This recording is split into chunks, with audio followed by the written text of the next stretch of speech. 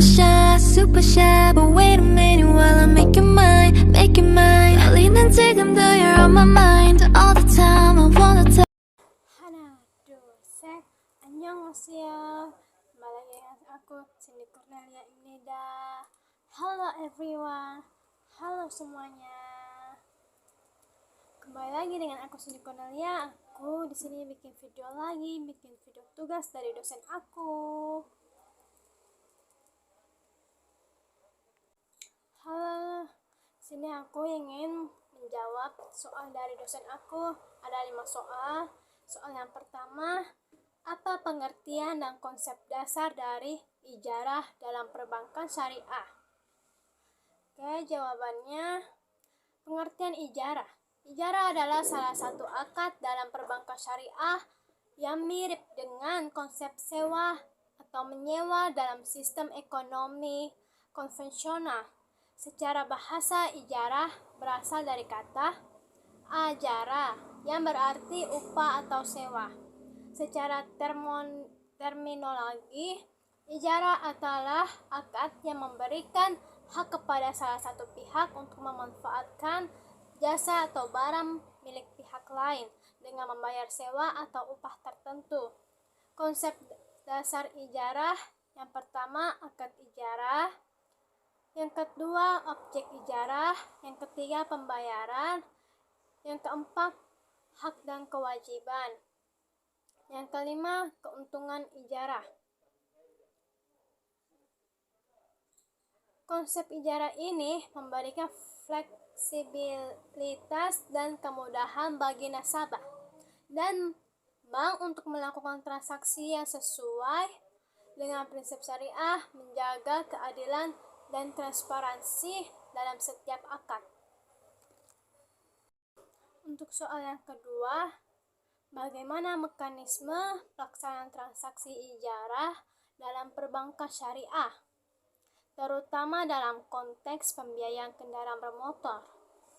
Jawabannya,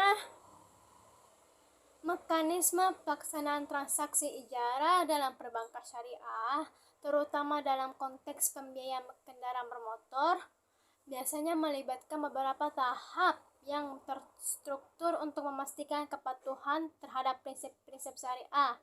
Ada beberapa langkah umum dalam mekanisme ini. Yang pertama, pengajuan permohonan. Yang kedua, analisis dan persetujuan. Yang ketiga, pembelian kendaraan oleh bank. Yang keempat, penyerahan dan perjanjian ijarah. Yang kelima, pembayaran ujrah atau sewa. Selama masa ijarah, bank syariah tetap sebagai pemilik kendaraan dan nasabah hanya berhak menggunakan kendaraan tersebut. Akad ijarah harus bebas dari unsur riba atau ketidakjelasan dan spekulasi. Sesuai dengan prinsip-prinsip syariah, biaya sewa harus ditetapkan dengan jelas dan transparan dalam akad. Dengan mekanisme ini, transaksi ijarah dalam pembiayaan kendaraan bermotor di perbankan syariah diharapkan dapat berjalan sesuai dengan prinsip-prinsip syariah, memberikan manfaat bagi kedua belah pihak tanpa melanggar hukum syariah. Soal yang ketiga, apa keunggulan dan kelemahan penggunaan konsep ijarah dalam pembiayaan kendaraan bermotor dibandingkan dengan metode pembiayaan konvensional? Jawabannya, penggunaan konsep ijarah dalam pembiayaan kendaraan bermotor memiliki beberapa keunggulan dan kelemahan dibandingkan dengan metode pembiayaan konvensional.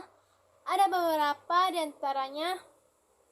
Keunggulan ijarah: yang pertama, kepatuhan syariah. Yang kedua, pembagian risiko. Yang ketiga, kepastian biaya. Dan adapun kelemahan ijarah: yang pertama, biaya awal yang tinggi. Yang kedua, kepemilikan tidak langsung. Yang terakhir, keterbatasan pasar. Dalam memilih antara ijarah dan pembiayaan konvensional, penting untuk mempertimbangkan kebutuhan individu, kepatuhan terhadap prinsip-prinsip agama, serta situasi keuangan pribadi. Soal yang keempat, Bagaimana bank dapat mengelola risiko-risiko yang terkait dengan transaksi ijarah, khususnya dalam pembiayaan kendaraan bermotor?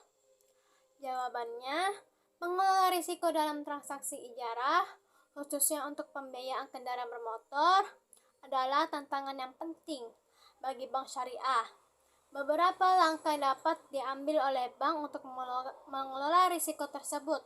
Yang pertama, penilaian risiko kredit. Yang kedua, penjaminan dan asuransi. Yang ketiga, pemantauan dan pemeliharaan aset. Yang keempat, penyaringan dan evaluasi nasabah.